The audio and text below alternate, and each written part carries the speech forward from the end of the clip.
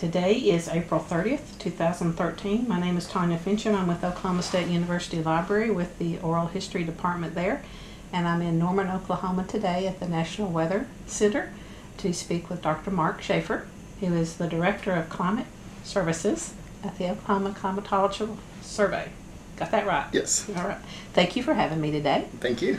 Let's start with having you tell us a little bit about yourself, beginning with when and where you were born, and then we'll work our way forward. Okay. I was born in Chicago area in 1965. Just grew up there, a suburb of Chicago, and whole life was was up there. And kind of as a general roadmap, I went to University of Illinois for my bachelor's degree. That was 1983 to 87.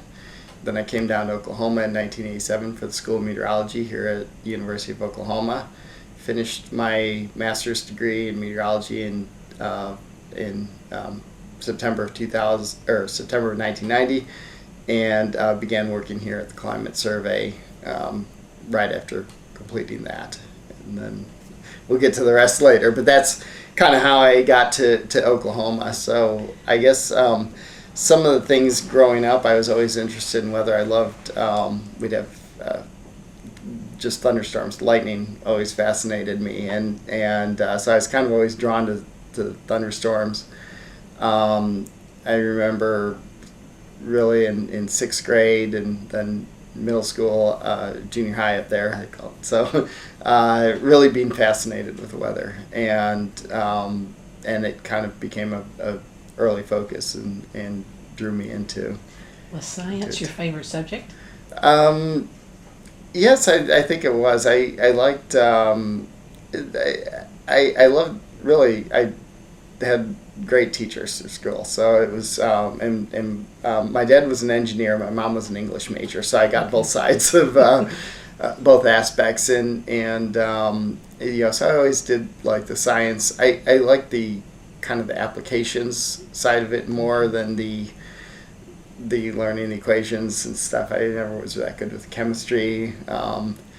Physics wasn't my grade suit, but when you apply it, that's what I love. So maybe a little bit skewed more towards the engineer kind of aspects of applications, but always curious on how things worked. Also loved kind of the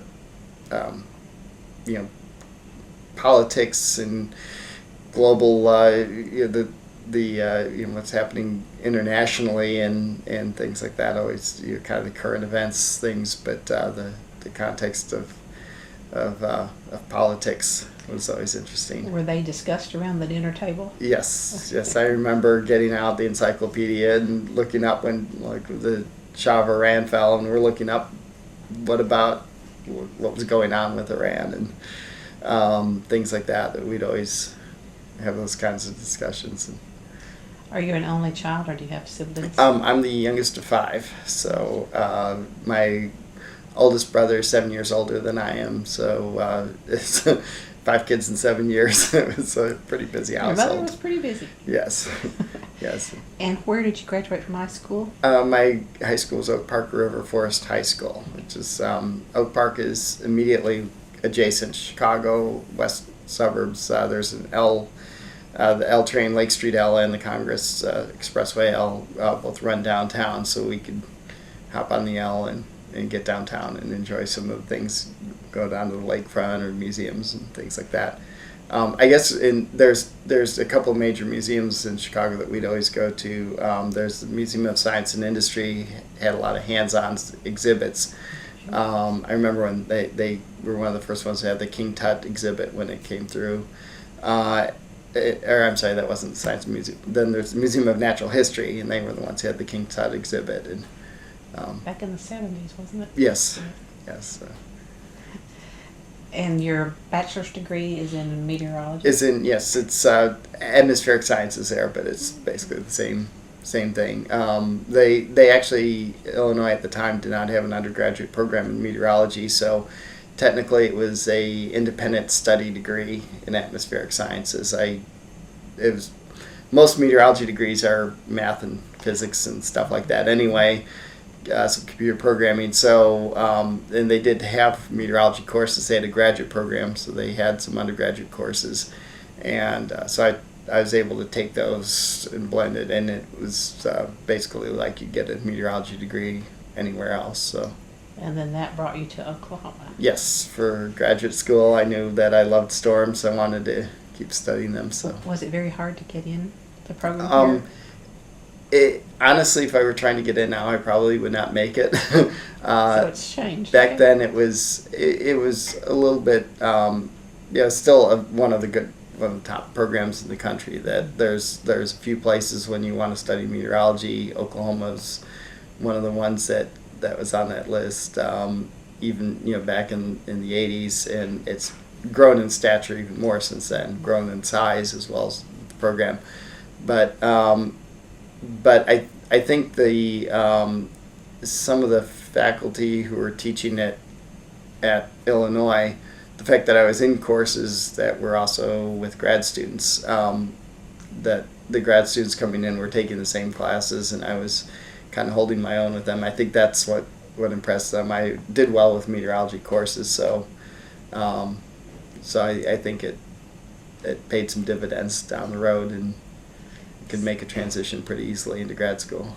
So you've been in Oklahoma since 1990? Since 1987. 87. And you probably never imagined being here. No. Or staying this long, let's put it that way. I really had no idea where I was going to end up when I came here. I kind of had assumed I wanted to go master's, PhD, kind of faculty position or something like that, or research scientist, lab, whatever, something like that. The kind of track, the climate survey really opened up a whole lot of different opportunities I hadn't even really considered at that stage. It was more of just kind of going through the same pattern as everybody else and figuring out where I was going to end up. Did you have a mentor along the way? My advisor for my master's degree was Fred Carr, who's still here in the School of Meteorology, and you may have interviewed him. He's one of the current steering committee members with the Mesonet as well. But Ken Crawford was on my committee, and Don McGorman, who's also still around here, is with the Lightning with the National Severe Storms Lab. Mostly there is a pretty tight group of graduate students, so we all kind of helped each other along through the program. So it's good friendships, and some of them are still around here too. So you like it well enough to stay. That's yes. Good. Yes, I one thing I noticed when I came down here is that at the time the summers, sure they're hotter than they are in Chicago, but they're not that bad. It's drier than it is up there, so it's easier to take the heat, and the winters are so much easier. So I liked it here. I liked the people, the pace of life. It fits me very well. So okay, so you graduated from OU, and you start to work here? Yes, I started in September of 1990. And it was on a project. Actually, it was kind of working with the data archives of the climate survey. We were trying to get a project working with kind of radar and hail signatures with some kind of insurance applications on that. That Ken Crawford had just recently become director of the climate survey. Ken had been the meteorologist in charge of the National Weather Service Forecast Office in Norman. And he moved over to the university position, the climate survey, basically to build the Mesonet. He had this vision of what he wanted to do. His days in the weather service, he had been an area coordinator with responsibilities during the Tulsa flood in 1985. I think it's 84. I think it was the Memorial Day flood there. And one of the problems is he knew from radar information that they were getting a lot of rain upstream, but he didn't know how much. There wasn't a good on-the-ground network. So he tried through the Weather Service and building partnerships, trying to build this dense network of real-time weather observations. And he wasn't able to push that through in the Weather Service, so he came over to the university, and then was able to do it through the universities. And along the way, after he started scoping out from the meteorology standpoint of what he needed, he learned about OSU's initiative to create something similar with for their agricultural experiment stations, and different purposes, but realized you could do the same thing with one network. So they started working together, Ken with the group from OU and Ron Elliott leading the group at OSU, started working together from there and developed the concept, and obtained funding for it beginning in January 1991. So about 4 months after I started, they officially got the funding and everything started to spin up with it.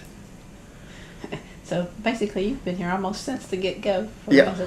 Yeah, I think I beat the contract by 4 months. So I think I'm the only one still here who was actually there were 5 of us at the time that were employed at the climate survey when the Mesonet started, and there's Ken Crawford, Howard Johnson, who's retired, but he was one of the early steering committee members, and he's associate state climatologist for that. Carrie Leffler, who who moved into a basically administrative position, and she was doing a lot of the data services kinds of work. Joanne Oberst, who was our administrative manager, and then I was the 5th, and then there were a couple of students, and so there were 5 of us at the time, and yeah, they've all everyone else has moved on. And so topics around the lunch table yeah. were Mesonet's early days. Yeah, it was. So you weren't involved in the initial funding part. That you came in a little bit later. No, I didn't help write the proposal or anything, but once we got it, I was involved in helping put actually the implementation part of it. I understand Governor Bellman was instrumental in that aspect of it. Yes, Ken had tried. They were trying to pitch the network basically on its merits, on the weather aspect and the agriculture aspect. And Governor Bellman, having been being a farmer, and he could see the application and the importance of weather, so he's very interested in it. But he didn't have funding that he could access for. They needed $2 million startup funds with additional funds kicked in by the universities to support it. So he didn't have funding that he could provide, but he knew they had this pot of money from the Exxon Oil Overcharge Fund, and that was with the energy efficiency angle of what you could do with this kind of network. He suggested to Ken and Ron go back and bring him a proposal that was oriented towards energy. He may be able to find funding for it, so that's exactly what they did, and he was able to tap into that Exxon Oil Overcharge Fund to get the initial funding to develop the network. And the rest is history, as they say. Yes. Okay, so what was your role in the early days of the Mesonet? What would you do? The first part of it I was most involved with was the site selection. I worked with J.D. Carlson at OSU, who was one of the first hires up there. Well, first hires overall in the project, but he came on pretty early, and we were responsible for finding the locations for all these. At the time, it was 107 sites across the state. So we basically split up the state, west and east. I took the west. JD likes trees. He's from Michigan. Trees are a challenge when you're trying to find open areas for putting these weather sites. So I was more than happy to have western Oklahoma. Plus, I was interested in storms. So all my days, I did some storm chasing when I was going through my master's program and everything. So everybody around here does. The roads were a lot less crowded, a lot less dangerous back then. So, so I loved Western Oklahoma and the wide open areas. So I was more than happy to take that part of the state. And so what we did is we came up with a set of criteria. There were several subcommittees that looked at siting criteria, what kinds of things we want to measure, what characteristics, how far away you should be from trees and slope of hills, and all these kinds of criteria. And basically kind of put them on a map. We needed at least one in every county, and some to fill in the holes. So we kind of had a big map and put the dots on where we were looking for. Then we would try to zoom in. So, okay, we need something near this dot, and we solicit some local help. A lot of it was emergency managers, the Natural Resource Conservation Service, Farm Service Agency, Cooperative Extension, people who knew the people in that area, described what we were trying to do and try to find a suitable local site. When we started out, we were anticipating that most of these sites would be on public land. We figured that there's no payment to any landowners for this, so asking somebody to give up a little bit of their land to put up a weather station, we didn't think we'd have that much success. But as we started early on, we found that people were quite receptive to, in fact, eager to have these sites installed on the property, and the data coming right from them that they could use. So we actually ended up with a whole lot more. I think about half of our sites were on private land. There's a lot more than we anticipated, which actually those were a lot easier to get than the public lands, where there's lengthy. We had to negotiate basically open-ended leases for all of these stations.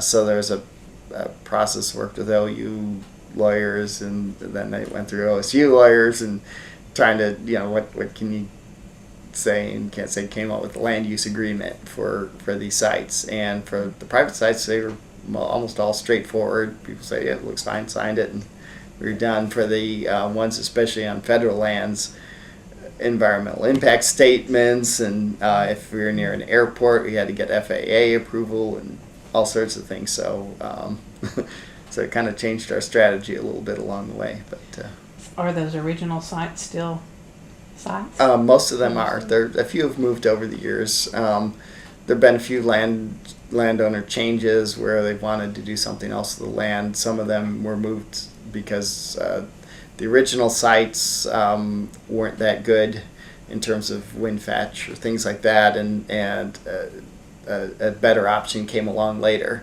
So a few of them were relocated, but probably, I've never looked at that number, but I'd say out of the original 107 that we cited, I would imagine at least 90 to 95 of them are still on the same parcel of land. We've added some sites also since then. Other projects have come along, and so we're up to 120 stations in the network. But that was a good way to learn the state, I guess. Yeah, I was already pretty familiar with it, with the storm chasing and stuff. So, but it was really great going visiting all those counties. Did you ever have a spot picked out and it just didn't work out from a private standpoint? There were a few that were something that I thought, okay, this looks good. And we worked with the landowner was eager and everything, and then when the techs would come to install it, it's kind of, well, maybe this isn't really the best. Or there was communications. One of the things it's radio communications, so we had to have good line of sight. And so I think there were a few that had to be relocated because they just couldn't get or before the tower was actually installed, when they went and checked for communications that just weren't working out. There's a hill in the way, or they couldn't get to the base station on the other side, things like that. So, but our techs were pretty ingenious in what they came up with in the system of repeaters to, if you can hit a tall tower and then relay it to your base. They really worked quite well with that. So there are very few that were. Do you remember the first site you signed? Oh, actually, Or how you felt, I guess, if you can't remember the yeah, yeah. Things were happening so fast. It was, it was. I guess there was a sense of relief getting something that the lawyers could agree to was was a big part of it. It really became a thing of just kind of having this list and checking it off, and it was kind of like, okay, this one's done, we move on to the next, and yeah, obviously running a whole lot of these, we'd have some that were in the stage of getting the land use agreement, and others that we were still trying to find the parcel of land and trying to find contacts to help us locally to achieve those. So it was kind of like this stream of almost each site was its own kind of project, and they were all overlaid at various stages. So I don't know there was much time to reflect on anything. So within 6 months or a year, you had all of your Western Oklahoma ones? We started, I think, in late 1991. Obviously, the agriculture experiment stations were going to get sites. In fact, actually, those were some of the most constrained ones because they had to be on a very particular parcel of land because the experiment station was there and they needed the data right there. So whereas something in Dewey County where there's no ag experiment station, we could put pretty much anywhere in the county.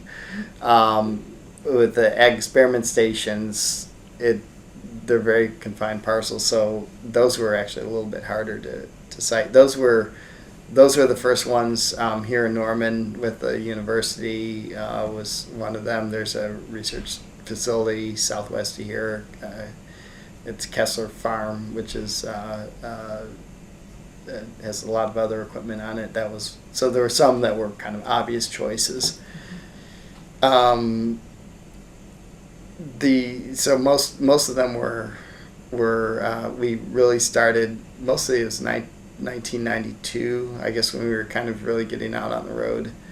And then the network, of course, was commissioned in January 1st, 1994. So late 93 was when the last of them were installed. So it was about a year and a half process for finding and locating most of these sites. Putting the pieces together. Yes. Did you go and attend the first site that they put up, first tower they put up? Were you there?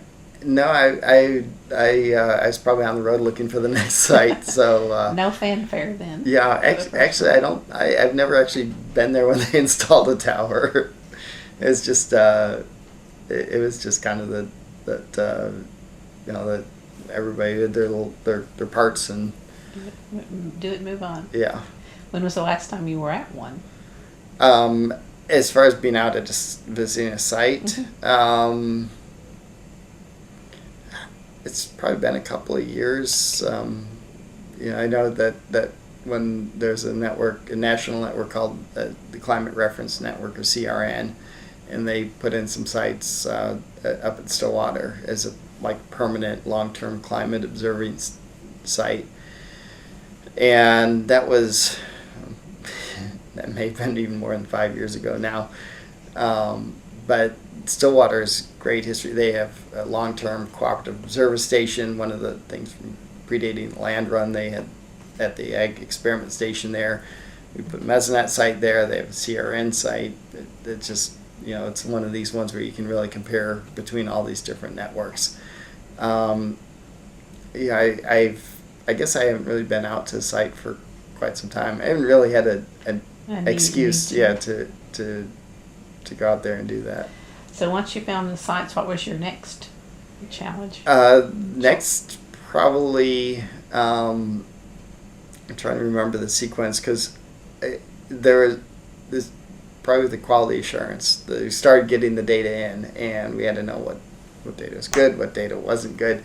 As it happened, I had a class here in meteorology when I was doing my master's in objective analysis, basically, and if it's how you make these nice gridded maps, all the holes filled in and everything, and you could use the same kind of thing to say, well, if we take this observation out and we do an estimate, we can see how that estimate compares, and then you can get a sense of if this is did a temperature sensor go bad or something like that. So kind of using from that and developing the initial set of schemes that we use to try to detect bad observations in real time, be able to flag them and say, take this one out, as well as looking at it daily and monthly as for developing problems. So I was never a computer programmer really, but I wrote the first code for the quality assurance and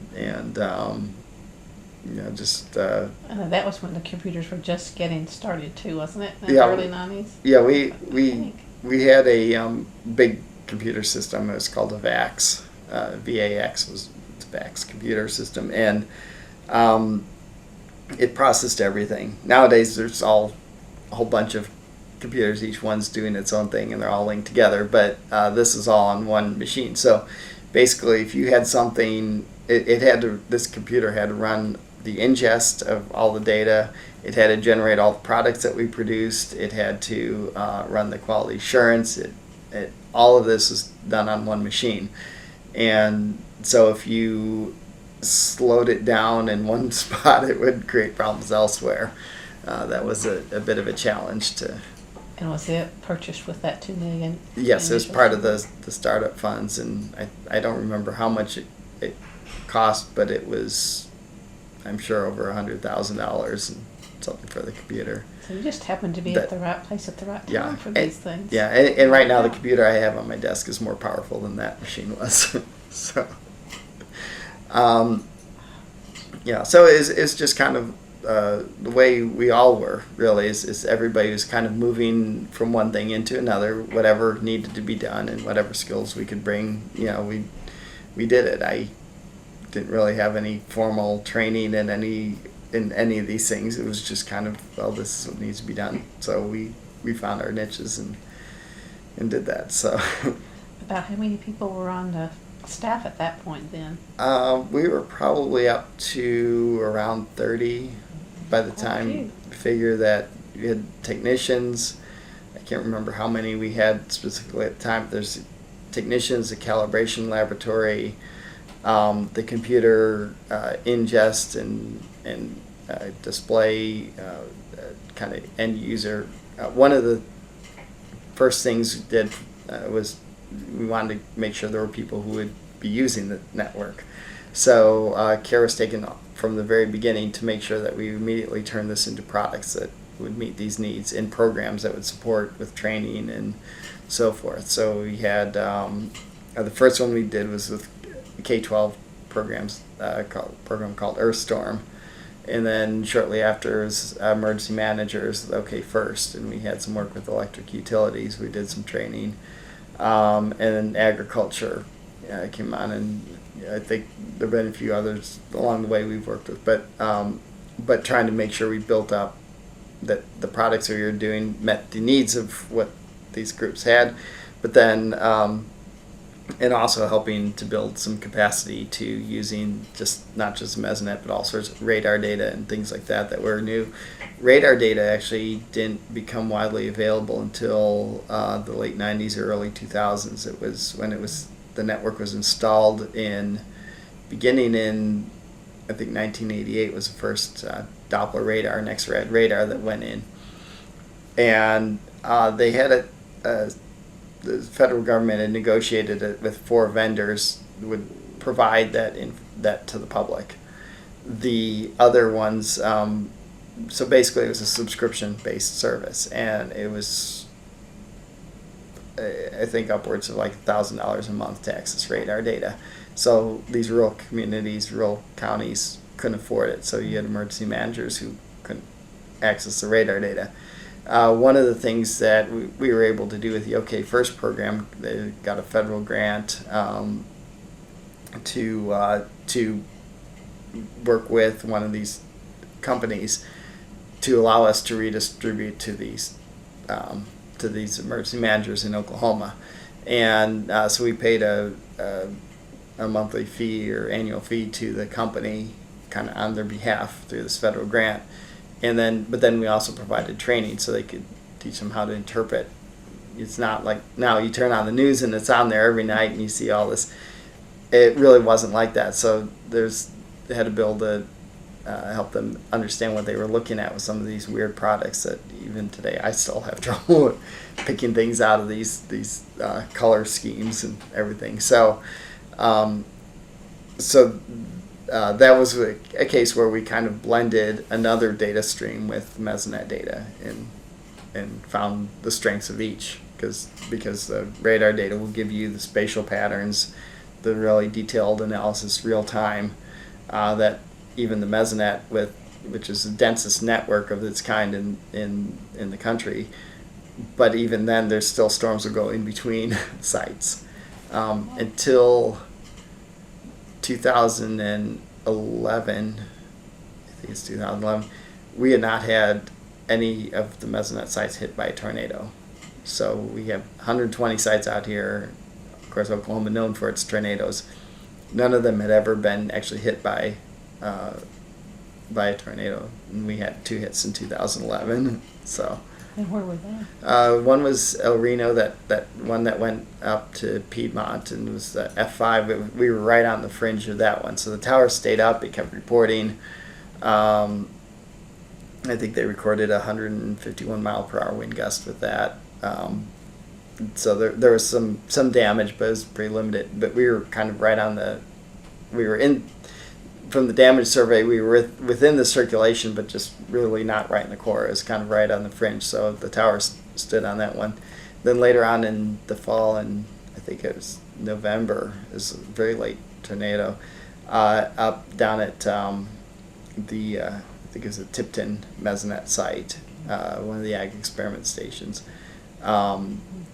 That the whole tower is just taken out, so. We've gone,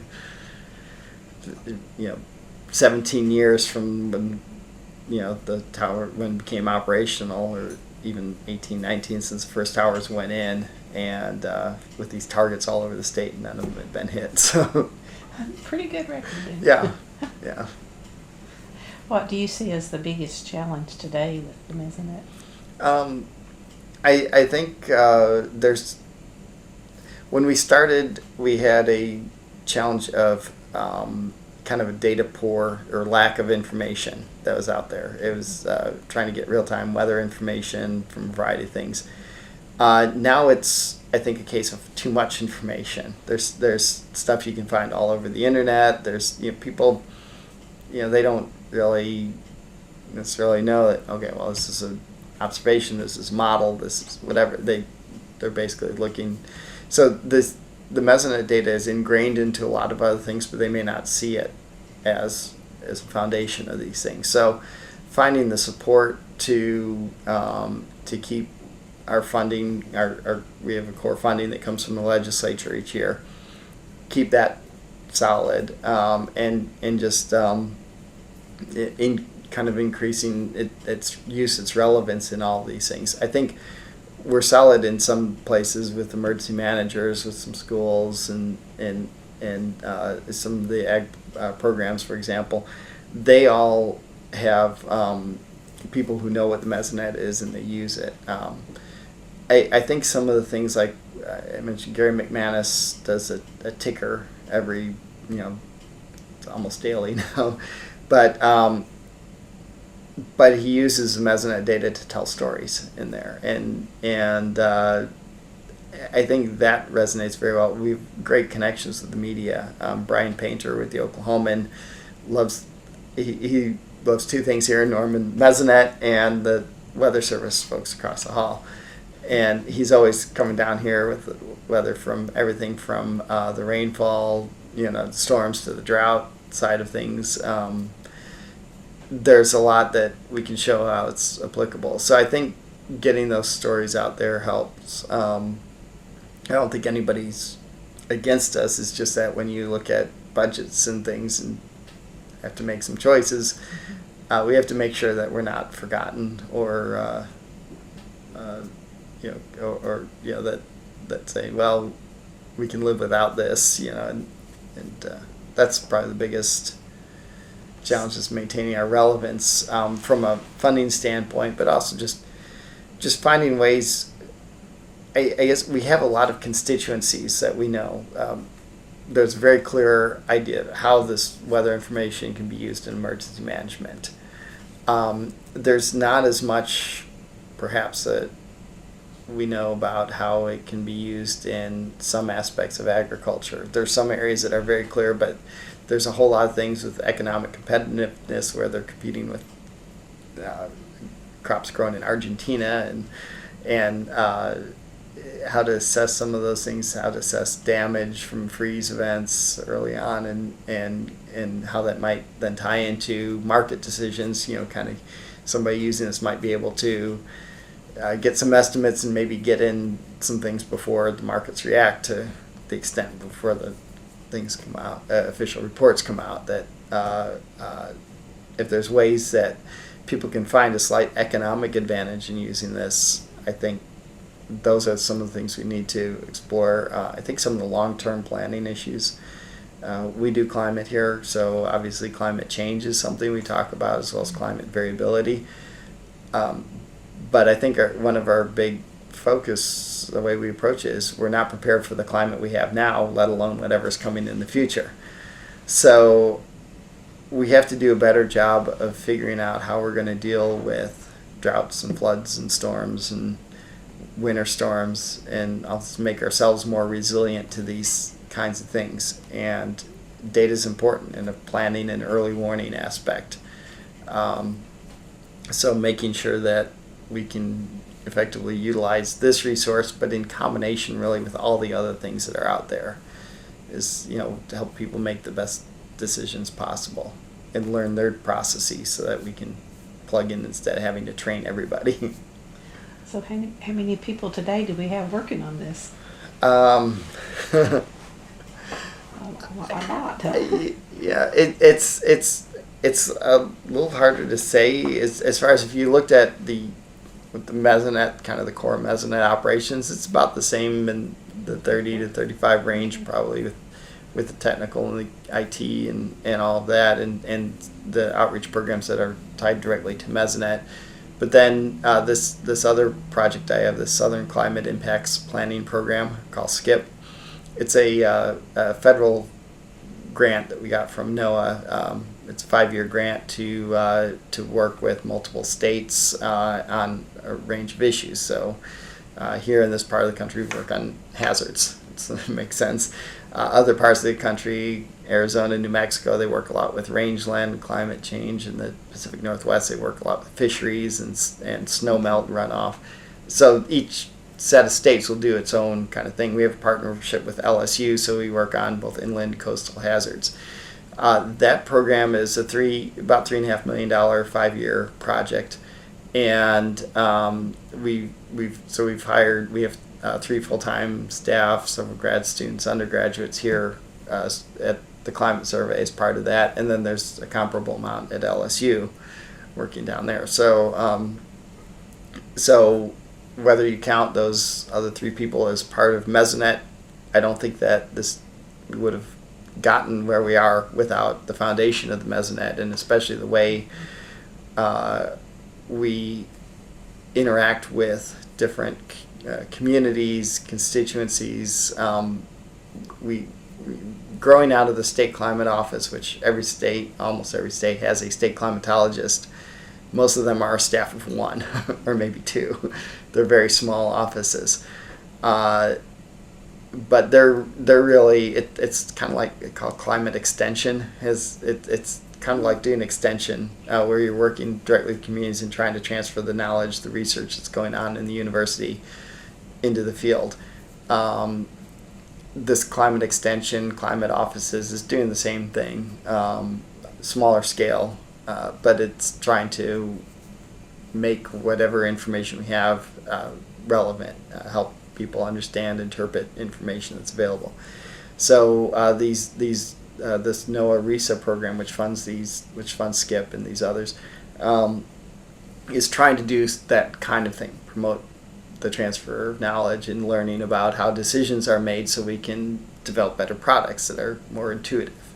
So those kinds of things, the history we had with the State Climate Office and with Mesonet, it fit so well within this program that when the opportunity came up, we put together a strong proposal, and we're successful. So that's that's I think an outgrowth of the kinds of things and the kind of support we have here that we wouldn't have had without the Mesonet. We also have a new Climate Science Center established by the Department of Interior that focuses on Oklahoma, Texas, and New Mexico, and they're looking more at some of the ecological aspects of climate change, long-term planning, helping wildlife refuge managers and fish and wildlife habitat management aspects. They're trying to improve the flow of information into there. Again, that foundation came out of what we had here and what we understood about working with these kind of different groups. So, whether if we didn't have the Mesonet, we may still have that through the climate office and just the kind of general interest, but I think it certainly gave us a whole lot more resources, a whole lot more concrete examples to which we could point when we were putting those proposals together. So, well, how many years of data do you have, or do they consider? What's considered climate? Yeah, I don't know. I don't. There's the standard is 30 years of data for like when you hear normals, the normal high temperature this time of year is 76 degrees or whatever it is for this day. That's based on 30 years of record at a station. We can't do that yet. We're up to we're 19. We're actually in our 20th year, coming up on our 20th. At the end of this year will be 20 years, complete years of data. However, we discovered a problem with our temperature and relative humidity probes from the first few years that is kind of a little bit unreliable and not a systematic thing we could go back and correct.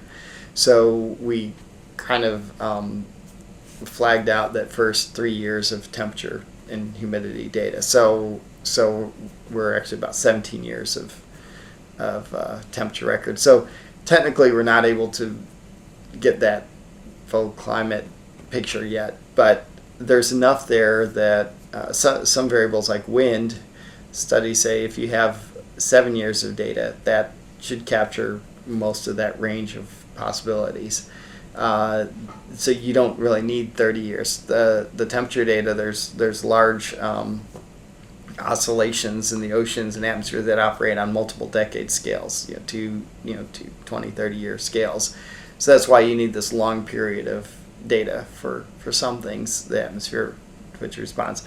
Some variables like wind are a lot shorter. You capture those variations within those shorter cycles. So we have enough that I can feel confident using them as climate data, especially in variables that we don't have the longer term. The long-term history is high and low temperature, rainfall, snowfall. Okay. That's it for across the country. About almost 200 observers in Oklahoma. I think it's 192 or something right now. So there's actually more dense coverage than the Oklahoma Mesonet, but they only take a high and low temperature and rainfall and snowfall measurement once a day. So you can kind of get the climate envelope, but you can't really get an idea of what it did during that day. So there's that daily variations, and then other variables: wind, humidity, solar radiation, sunshine, basically soil temperature, soil moisture, all the things we measure with Mesonet that aren't measured at those stations. We can use that for a climatology. We can also use derived things, the fire danger model that J.D. Carlson developed. There's burning index and things like that. We can use, that's only maybe about a 10, 12, or I guess 12 year data set right now. But we can kind of compare what conditions are to that average for that time of year. So it's not perfect. We're not going to have all of the the big fire events, some of them in the past, but it's enough to say that, oh well, this is looking really unusual, or oh, it's always like this time of year. So it gives us additional context. It may not be perfect. It may not be the kind of thing that get through a peer review publication or whatever, but it, for operational aspects in dealing with helping advise people about are conditions something we should be worried about or not, those kinds of things, it's useful in a climate sense, I think. Is Oklahoma one of the few states that has this type of climate data? I think for the end-to-end stuff, I'd say we're the only state. There are a few others that have statewide networks. North Carolina in particular, Kentucky. I don't know that they have all the additional things, the models and stuff built up the way, so like fire danger models and some of the ag models. I know North Carolina has some of the different ag models or different agriculture systems. So there are some that are comparable, but there was a review done a few years ago on networks of all sorts, federal and state and local, and they called the Oklahoma Mesonet the gold standard of networks. And I think a lot of it is the services, that what we do with it, not just the observations, but the way we integrate it. The fire danger models integrated with satellite information and vegetation coverage and things. So it's understanding that the observations don't just exist in isolation. People aren't just interested in what the temperature is. They're interested in what the fire potential is, or what the flooding potential is, or is it dry enough that they can get federal aid for drought conditions, things like that. So putting it into context is I think one area where we really excel and probably take a step beyond what most of the others do. Do you have a team that's all they do, is sit around trying to think, how else can we use this? I'd like to say we sit around and think and plan these things out, but in many ways we're more reactive. I think it's when we talk to people and they say, I'd really like to know this or something, and you pick up these things in meetings. We go to trade shows and things like that, and you'll hear, oh well, this would be it'd be really cool if you could do this, and then somebody else says the same thing and starts saying, hey, maybe we ought to try this, or so it's not really so much I couldn't lay out a chart here and tell you what products we're going to have developed a year from now. Some are a little bit better, especially when you get to the programming aspects and having to write code. Then it has to be a whole lot more structured. But for people like in my position, I think in Gary's position and others that are out there actually working with communities, beginning of 2011, we didn't realize how bad the drought was going to be, and that we'd had 2005, 2006 was bad. We knew we were going into a pretty bad drought, but the scale of it was something that we hadn't seen since the 1950s at least, maybe even 1930s, or if ever. So on some of the shorter time scales, it's been as bad as it's ever been. So you can't always anticipate what Mother Nature is going to throw at you. So we're flexible enough that we can adapt. One of the things we did with SCIP was, in response to drought, we created a webinar series, Managing Drought in the Southern Plains, and we do monthly webinars and weekly briefings on drought conditions. We started this in 2011. It's still going today because SCIP serves Oklahoma, Texas, Louisiana, Arkansas, Mississippi, and Tennessee, so pretty broad area. But we also have connections with New Mexico. They're also badly in drought there. So we started it, even though conditions in much of Oklahoma have improved. It's kind of sliding back in parts of Texas. New Mexico's never gotten better. Western Oklahoma, West Texas have never gotten better. So we kind of start these things, and we need to keep them going. But it's mostly just a platform for a conversation, because people get on there. We'll invite people on to talk about the impacts of drought on forestry, or on farms and cattle industry and water resources, or West Nile virus, and all sorts of. We'll find these things and kind of hear who's talking about what, and say, oh, let's invite them onto a webinar and have a conversation. So, and out of that, we've actually launched several proposals to develop new projects, new products from what comes. So it's not like there's a master plan laid out. I know there's strategic planning that goes on with the overall direction, but I think if we're not nimble enough to adapt to what interests people, then we're not filling our role here. So And the latest thing was bumblebees, wasn't it? there's This morning on the news, they're talking about bumblebees. Yeah, so the there- drought may very well impact that too. yeah, there's and it's complicated because there's a lot of disease vectors that affecting the bee population. So how do you separate out the weather component, really, if you want to just study that? I think that's where the partnerships come in, is that we can use the weather data in the context of what people, entomologists at OSU, for example, or even Texas A&M, or wherever they may be, what they're studying, we can bring something to the table where they know how to interpret it. And we don't have to have experts on bumblebees within the Mesonet.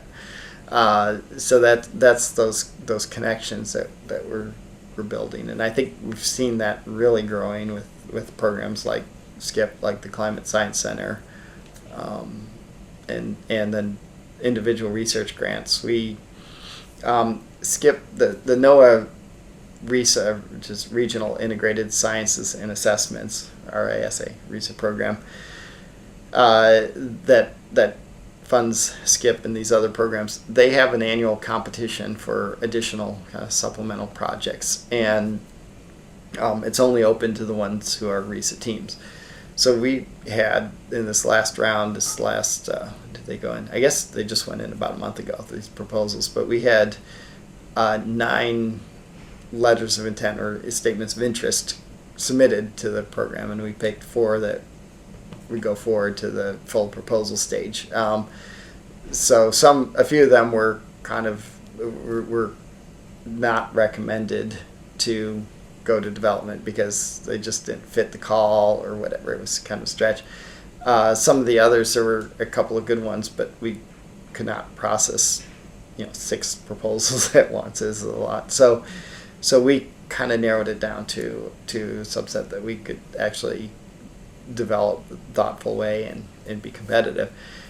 But of those 9 proposals, 2 of them were generated kind of from within our team, or the people, SCIP, Mesonet people who were already working together on this, but 7 of them came from external organizations in the region that wanted to work with us. Texas A&M, University of Texas, University of Wisconsin, NASA, lots of people wanted to work with us on these projects. So Reputation. yes, yes. So I think we've reached that stage now where we're a resource. We can bring something to the table, not just in the data, but our ability to engage communities to make sure that the products that are being developed in these research programs are relevant to decision making, and to inform. They call it, the RISA calls it the co-production of knowledge. It's not just us doing our study and then trying to train people how to use it, interpret it, and it's not just people out there saying, oh, we want this, and we go and build it for them. It's really the back and forth that there may be something that the decision maker is asking that they want to know, but there's so much more that we could provide for them. They don't know that knowledge exists. So connecting to that, and then likewise, the researchers may be studying something that they think is a problem, but in reality it isn't. So it helps the decision maker. The connection informs the research, so that instead of studying something that's we've already got that solved, and here we are looking at it, wasting a bunch of time. We're actually working on problems that address those research needs. So I think both grow in that process. Do you think the average Oklahoman has any idea what you guys do here? Probably not. They see the weather data on TV and stuff, and most people are going to get their information from TV meteorologists, maybe the National Weather Service. And then I'm fine with that. There's some who want to make sure that their brand is out there, that people know them, and it is important when you're talking like with the since we rely on legislative funding continuing each year. It has to be known that this foundation we're providing. But to me, the bottom line is good decisions. If people are making, when they're planning how their community is going to develop, and minimizing the risk to adverse weather from everything from tornadoes to ice storms, that they have access to good information. I don't really care whether it comes from the Mesonet or it comes from the federal, National Weather Service or EPA or anywhere. The thing is, to me, my job is to know what all of these groups are doing and to bring whatever's relevant into that conversation. And obviously, I'm going to be a little partial to what I know best here. But if something that another entity, a private sector entity, is better suited, I'm all for making those connections. We work with a company called Adaptation International down in Austin, Texas, a small private business, and they are helping communities plan for climate change, and really across the country, not just this region. But when we're working with a community and talking about really their issues or concerns, and if we see things that we know that this company has the expertise to help them out, rather than us trying to go and collect all that and put a lot of effort into it, I'm going to make the connection to them. Sure. Also, hazard planning. There's a number of hazard planning private sector companies that help communities develop hazard plans. We don't need to be the ones writing those hazard plans, but we do need to be the ones making sure that the scientific information that's going into there, the assessment of risk, the frequency of occurrence of heat waves or whatever the threat is, making sure that is technically accurate and relevant to a very local area. So when we talk about there's 57 tornadoes a year in Oklahoma or whatever the average is, it's not necessarily the same in Blaine County as it is in LaFleur County. And so we have to be able to have that, here's what it is and what's going on in Blaine County and what's going on in LaFleur County, being able to do those very localized analyses so that it helps those providing those services be more responsive to those, rather than a broad brush statement about there's a lot of tornadoes in Oklahoma. Takes it to a personal level. Yeah. Yeah.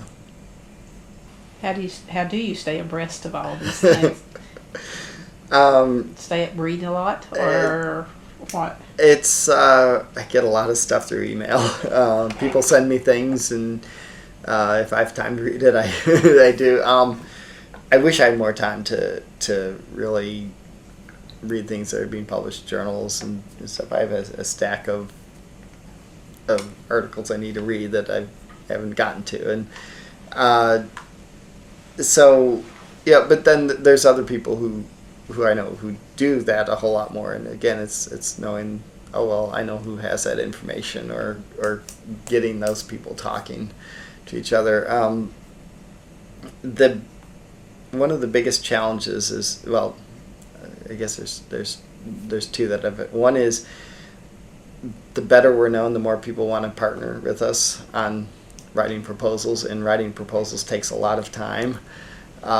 Most of this past several months, really since the beginning of the year, it's been one proposal after another with things, and with a lot of that, or going to meetings and talking about what we're doing. So between travel and proposals, that eats up a whole lot of time. The other thing is I've seen more and more students here who are interested in really the connection of the science to society. A lot more students coming through meteorology who want their work to be relevant, and not to say that developing the next radar isn't relevant, because ultimately we're going to have a better system out there in the end. But I think they're looking for more of the direct connection, kind of tangible connection. So there's a lot of interest in this kind of science, hazards, warning systems, risk perception, things like that. So a lot of students come to us and they're seeking guidance. They're seeking internship opportunities, or graduate assistantships, things like that. And there's been more and more of that takes a fair amount of time too.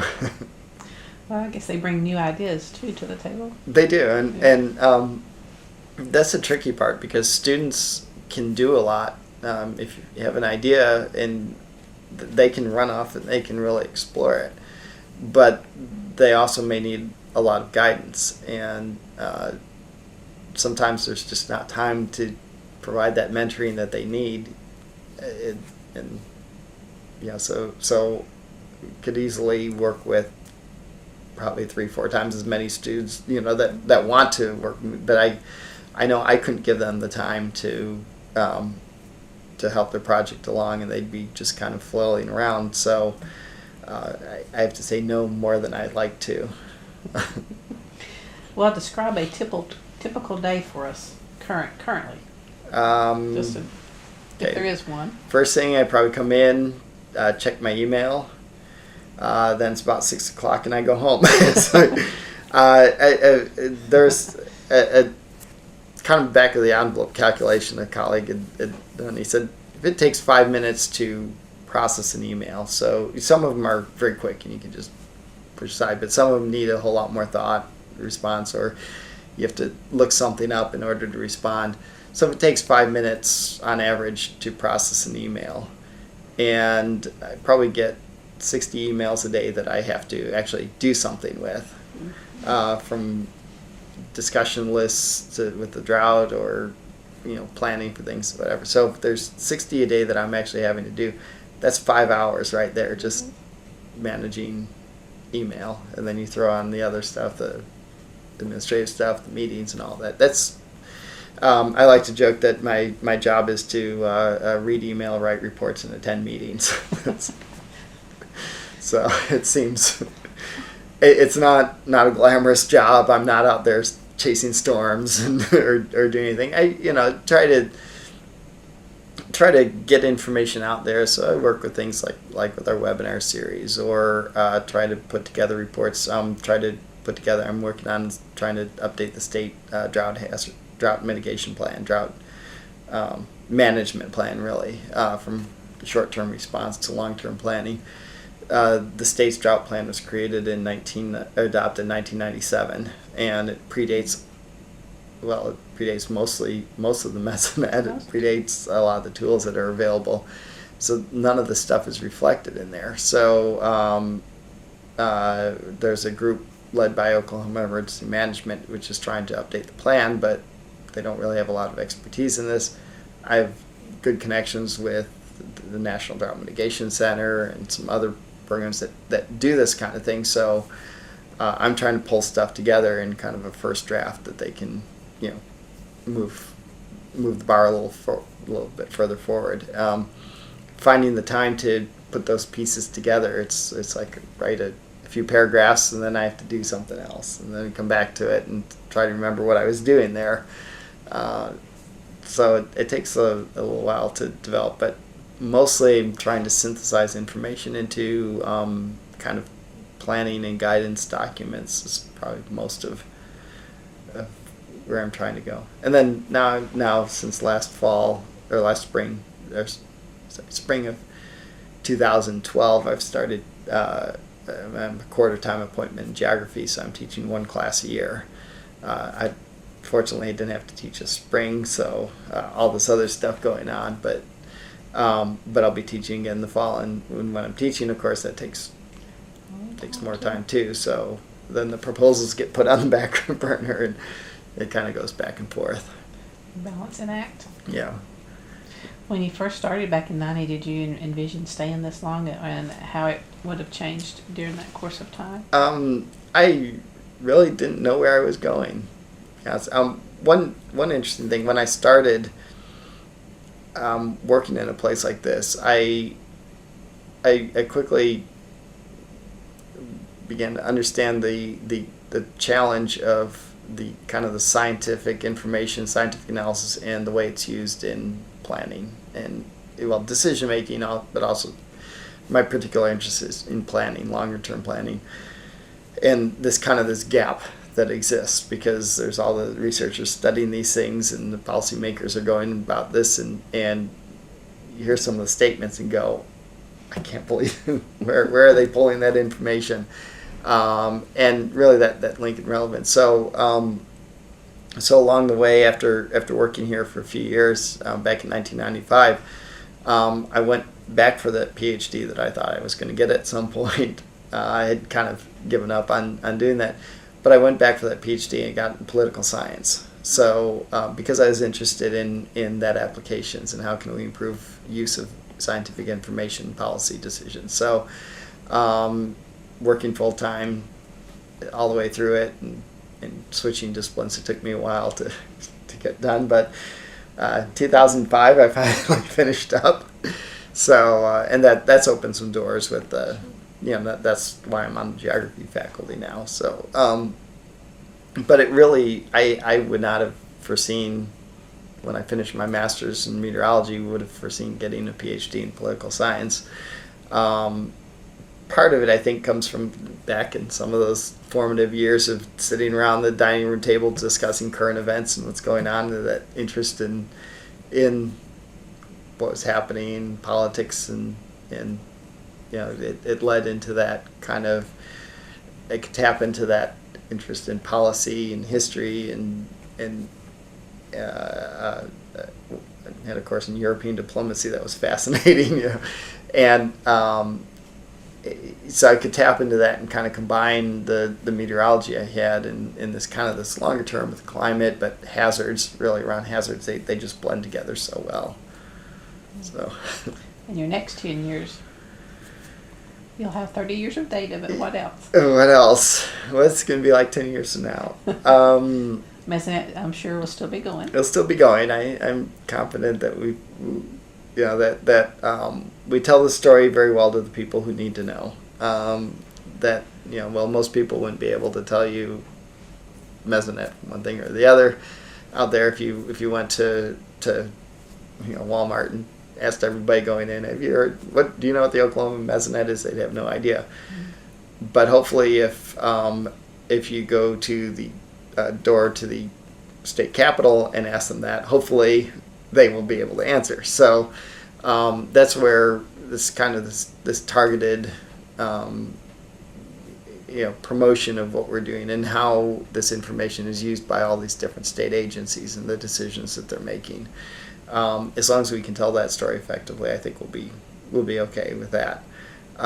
Some of the things we rely on, like this federal grant from NOAA with that fund SCIP, that's a little bit more uncertain right now. I think it'll still keep going. There's a lot of support for these kind of engagement activities within the federal government, but depending on how the cuts come down, we could scale it back. Other programs to which we normally would apply for these smaller grants, that we can go off in a direction. We're going to do this with fire management, or we're going to do this with floodplain managers, or whatever. Some of those opportunities may evaporate, and it's really hard to say. I think it'd be temporary. I think they'll eventually figure something out, and things will keep going. Things will keep going on, and it's a little frustrating trying to keep up with all that right now. We had some proposals we submitted back in early November. They went in. We still haven't heard the outcome of them because the the budget mess and 6 months. yeah, the agency, I think they have their list of what they would fund. They kind of have their prioritized list, but they have no idea how much money they have, if any, to allocate. So so until Congress figures out how much is going to, you know, Department of Commerce, and that goes down to NOAA, and that goes down to the individual programs, it takes so long to filter down that they can't tell anybody what is or isn't funded because they don't know where they can draw that line. So so there's long lag times, and when you're trying to be responsive to things as they're emerging, you write a proposal and it'll be at least a year probably from when you submit it before you see the first dollar.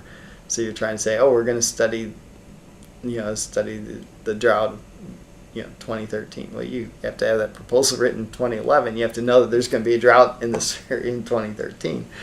And if you're trying to study something as it happens, whether it's the storms or drought or whatever it is, being able to cast that, you could set it up and then nothing happens, and you're trying to collect people's perceptions as and follow their decision making as they're dealing with it, so we can better understand how this kind of technical information fit into the process, their process.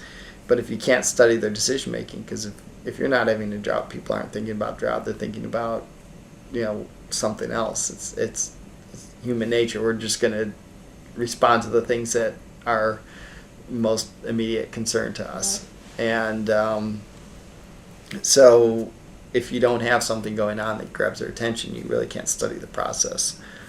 So it needs a little more flexibility, more ingenuity when you're trying to develop those projects, those ideas. Well, on a daily basis, do you use the Mesonet yourself?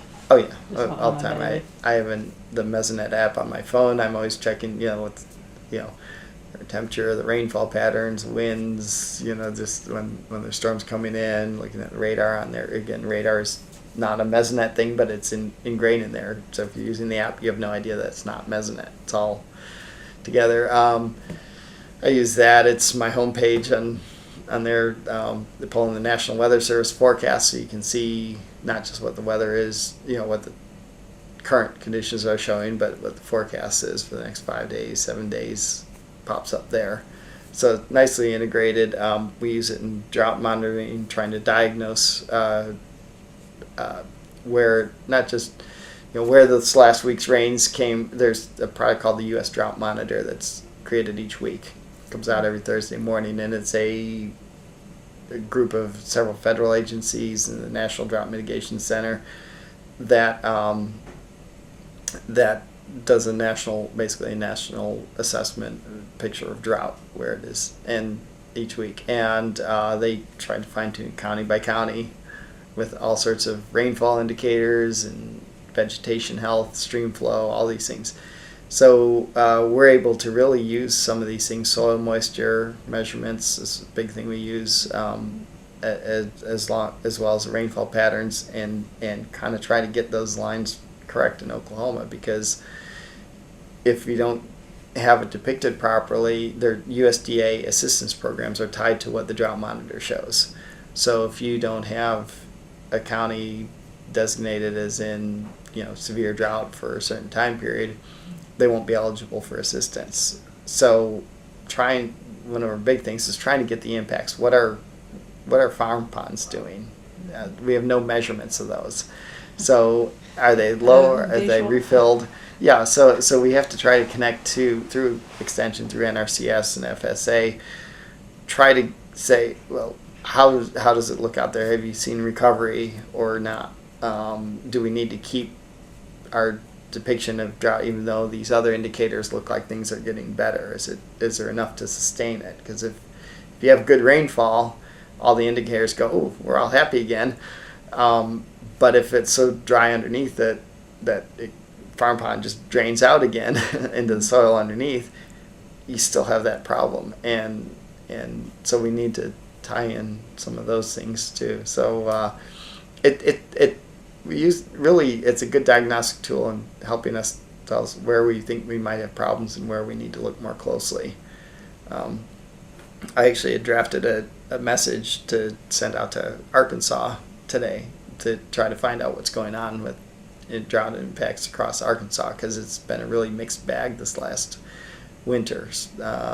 Had periods of rain, but then other indicators show like there's long-term dryness or short-term dryness with this brief spot of rain.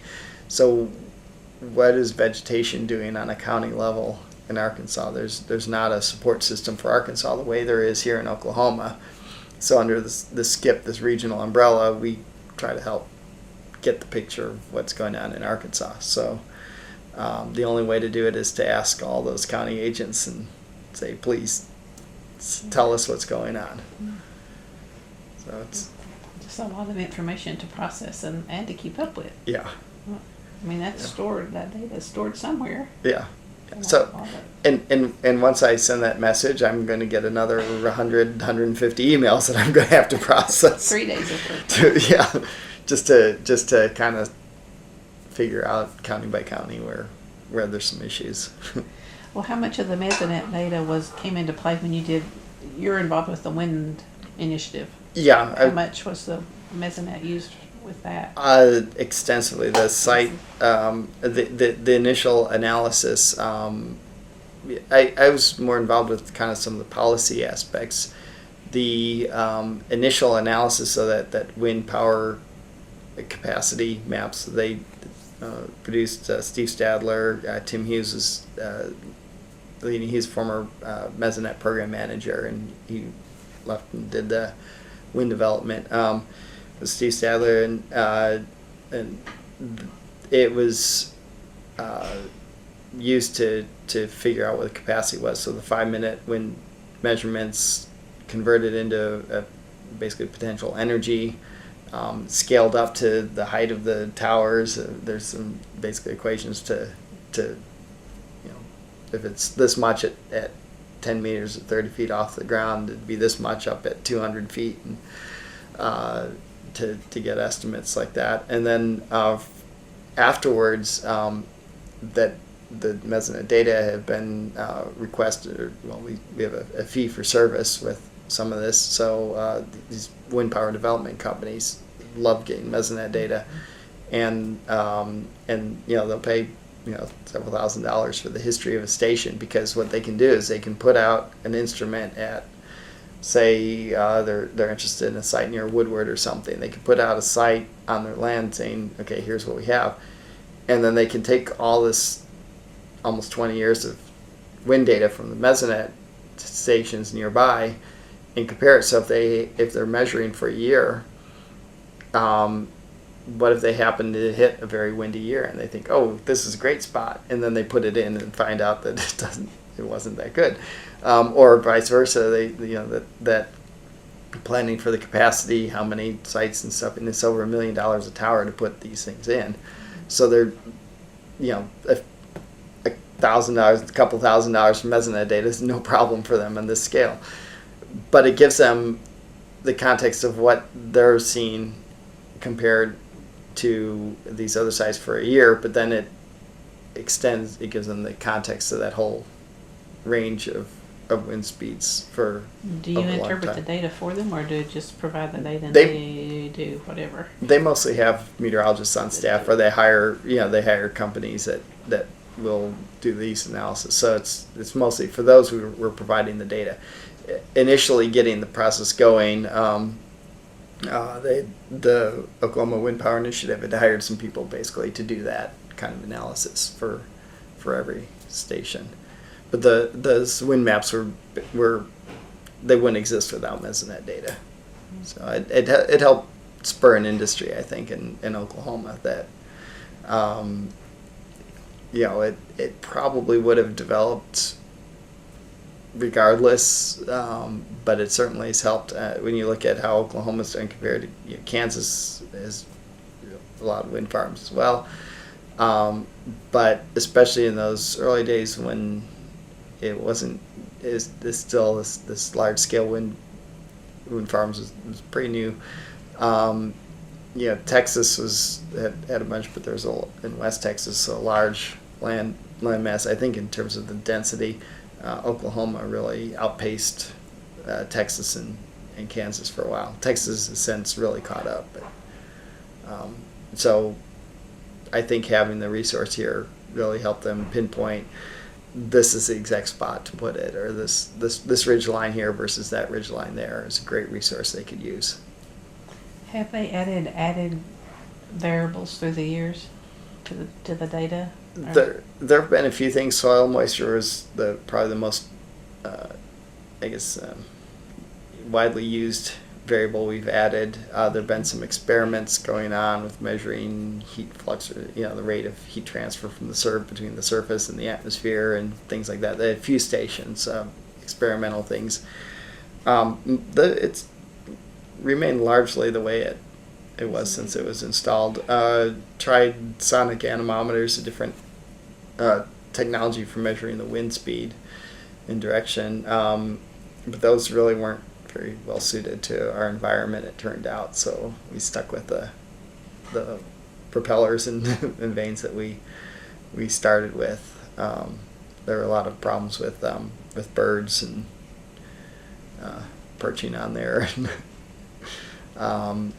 and just kind of extra vibrations from the wind that caused a lot of problems. So we've experimented, and there's a comparison site here in Norman. So if we're looking at even if it's going from one temperature sensor to another, because obviously some of the stuff that we put out there isn't made anymore. There's new models, whatever.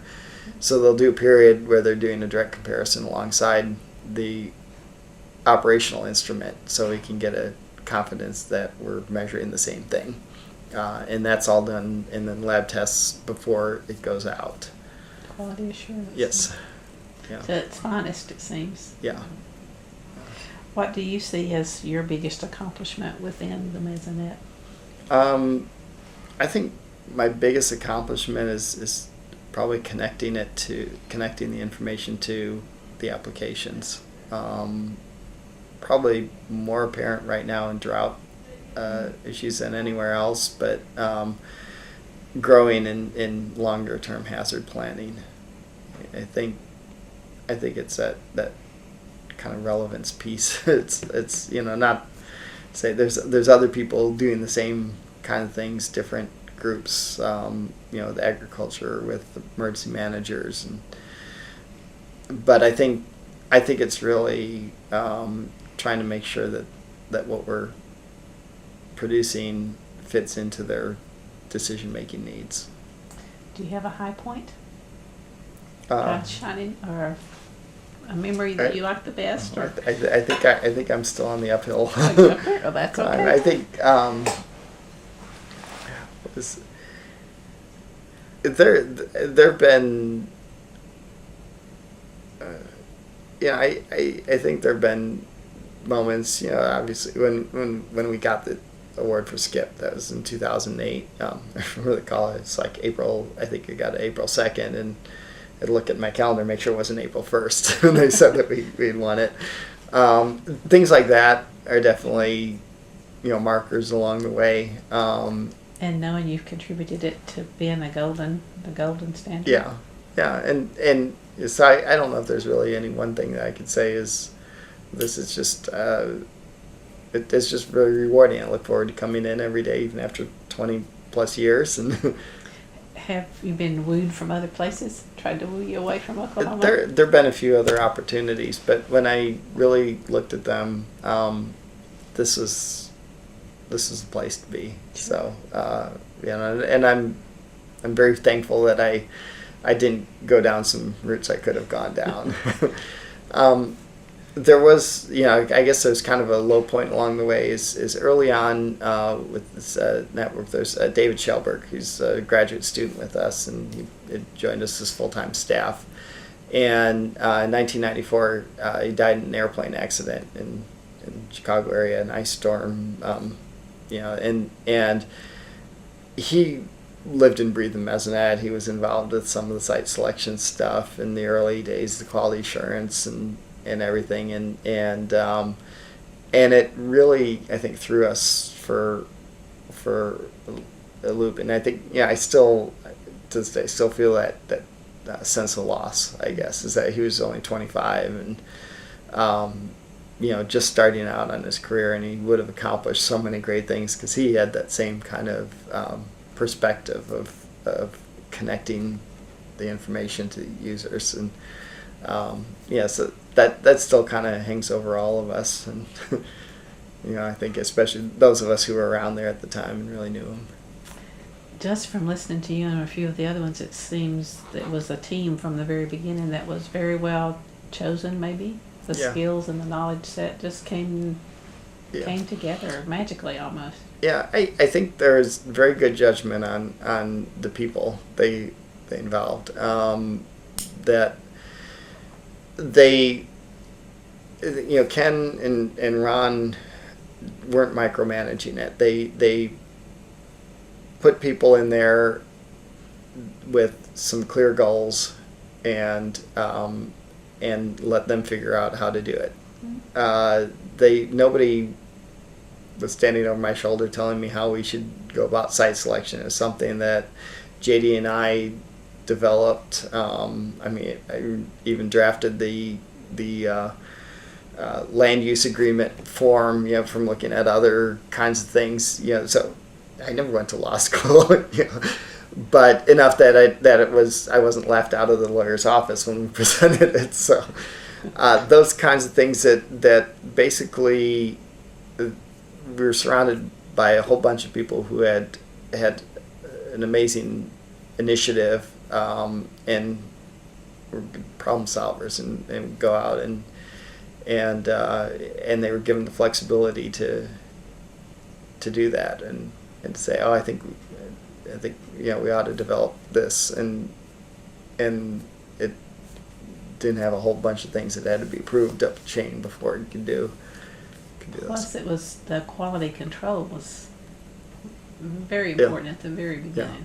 Yeah. Well, I think in hiring us, I think that quality was emphasized from the very beginning, and that all of our technicians understand the importance of having quality data and making sure if you can't trust the data, then everything else that follows falls. So the procedures that were set up at the lab, that we're going to check every instrument, even though it comes from the manufacturer and it's been tested, their facilities, it's within calibration, whatever.